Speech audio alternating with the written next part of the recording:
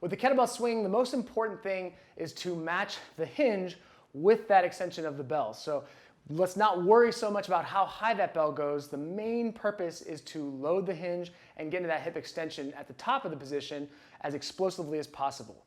So the best cue you can think of is standing up tall as you can, as fast as you can. When you stand up tall, that's going to help you engage your entire core as you get into that posterior tilt so you can engage your glutes, engage your hamstrings, engage your anterior core. Everything is going to be nice and tight. So that way, as you go back into the hinge, we can avoid loading the lower back as much as possible. The regression of the swing is going to be to not go as high. So we don't have to worry about how high the bell goes. We can focus all of our attention on the hip hinge and extension. So what you're going to do is the compact swing where your arms are going to stay tucked the entire time. So as you get to that top position, stand up as tall as you can, as fast as you can, your arms are still going to be married to your body.